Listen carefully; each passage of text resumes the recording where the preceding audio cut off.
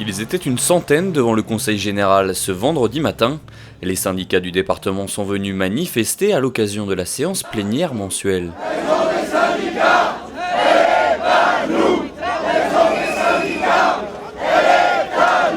Si la majorité a dû rester devant les grilles fermées de la collectivité, les représentants de l'intersyndicale ont assisté au début de la séance et exprimé leur mécontentement. Monsieur Bazin, vous serez le responsable de ce qui se passera sur ce département si vous menez cette action au bout. Monsieur Dacheux, les responsabilités, si elles m'effrayaient, eh bien je ne serais pas venu présider cette assemblée, surtout en cette période difficile.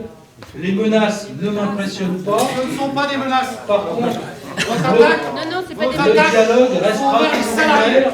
On ne se rend pas compte des conséquences que ça va avoir sur le département de mettre à bas et de réduire au silence l'ensemble des syndicats départementaux du Val d'Oise.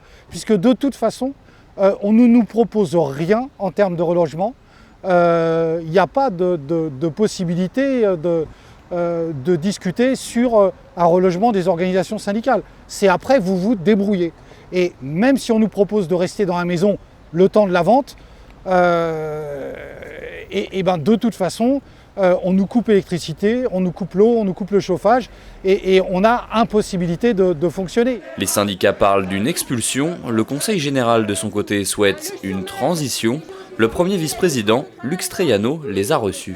L'objectif est de ne pas les laisser tomber, contrairement à l'impression qu'ils ont, mais l'objectif pour nous est de réussir à ce qu'ils maintiennent leur activité sans que cela soit entièrement pris en charge par le département, comme ça l'est aujourd'hui, vieil héritage de l'histoire. Je rappellerai que l'État nous demande chaque jour de nous consacrer à nos compétences obligatoires et, pour reprendre les mots des différentes directives que nous avons reçues, de ne plus nous disperser sur les aides facultatives. Le Conseil général estime que la maison des syndicats coûte chaque année entre 200 et 250 000 euros et pointe le contexte économique difficile, un argument qui ne convainc pas l'opposition socialiste. C'est une décision politique, c'est un choix. Oui, effectivement, les départements, doivent faire un certain nombre d'économies, mais pour autant, on appartient à la majorité de choisir où elle fait ses économies. Et nous trouvons pour notre part, que les faire sur le dos des syndicats n'est pas une bonne politique. C'est donc une mesure brutale, qui a été prise et que nous ne partageons pas. Les organisations syndicales, sont des acteurs du département et, au même titre que d'autres acteurs, les organisations politiques, etc.